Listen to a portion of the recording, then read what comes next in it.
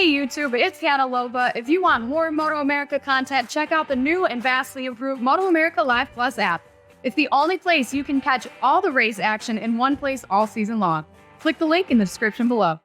You're going to see on the front row there, Bobby Fong, Loris Baz, and Jake Gagne. Baz is hungry to win one of these. SDK, quickest in warm-up this morning, Greg. He is fourth. Cam Peterson and Josh Herron. And then we got Posh, JD Beach, Xavi Flores. Troy Herfoss, who made some changes this morning, is a lot happier on that Tyler's bike. Max Flinders and Ezra Bobier, who had a slide off this morning, so we'll make sure he's out there. Ashton Yates, Benjamin Smith, and Danilo Lewis. And then you have Bryce Prince, Richard Kerr, and Nolan Lampkin, also outside of row 6. Meese, Campbell, Alex Arongo, Sierra, John Knowles, and Manny Segura. And a little bit further back, JC Camacho, Corey Pappas, and Staffke are going to run out your field.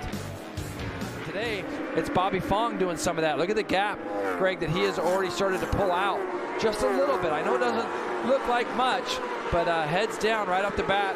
SDK tries to slide it up underneath Baz, didn't quite make it.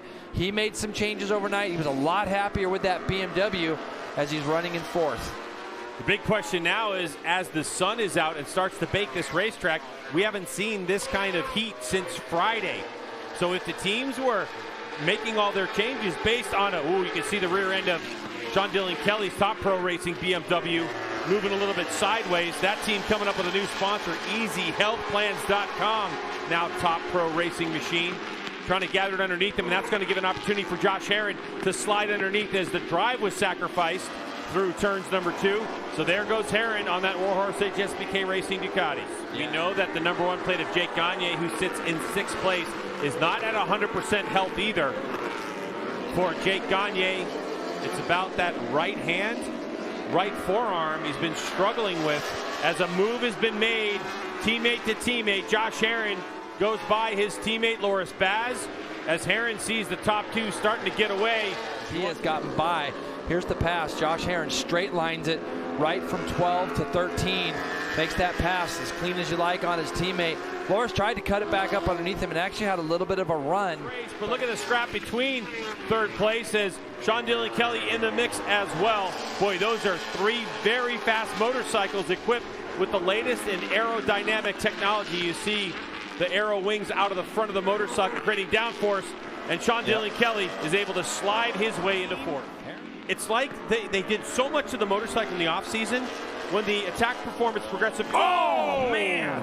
Big crash for Sean Dillon Kelly coming out of that turn 3. That's a big high side. And we have not seen many mistakes, again, from him this year. But that's going to be one that will leave a mark for sure.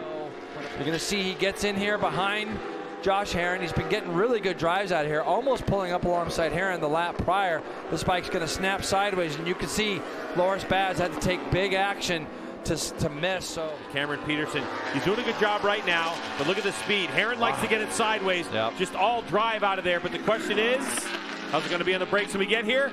Herron again, kind of that straight line, tight line move, will take over the spot, and nowhere for Cameron Peterson to retaliate out of that corner. Yeah, he's trying to have a little look back here, but just because a rider's taking a line on a dramatically different motorcycle, the R1 to that Panigale V4R, it doesn't necessarily mean it's going to pay off, but definitely it'll give Josh Herron some good ideas. So with Josh Herron with clear track in front of him, we're looking at the lap time. So Fong went by Xavi Flores, Vision Wheel M4XR Suzuki's pulled off the racetrack. And he's going to all kinds of lengths to try to figure out what it is. You get a look at Troy Herfoss here with Max Flinders and Ashton Yates directly behind. So this is the top 10 right now. As you see Flinders battling with Ashton, who had a really nice stock 1000 race earlier today.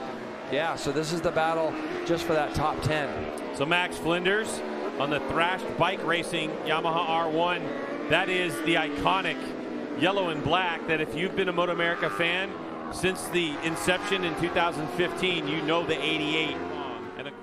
I mean, to come into this weekend, it's, this privateer effort. A lot of people, Jason, think that this is a bike that Attack Performance built a couple years ago, right? Like, I had fans talking to me about, oh, that's just an Attack Performance bike. Absolutely not.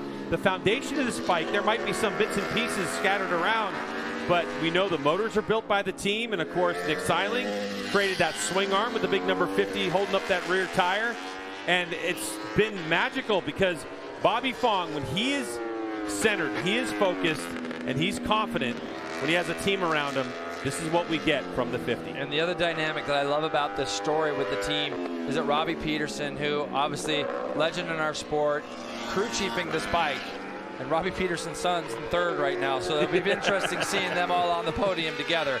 But this has been a dream weekend for the Wrench Motorcycles team and for Bobby Fong. Hats off to them as he's got 2 corners to go. He looks over his shoulder and sees nothing. He's got to look forward. He has another look just to double check to make sure nobody's going to attack him. Now Bobby Fong through the final corner. He's going to try to lift the wheel in the air, and he gets a little bit of a wheelie and the checkered flag. And Bobby Fong, with back-to-back victories and smiles all around.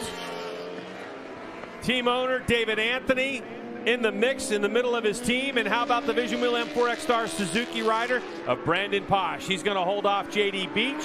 Onto the straightaway they go.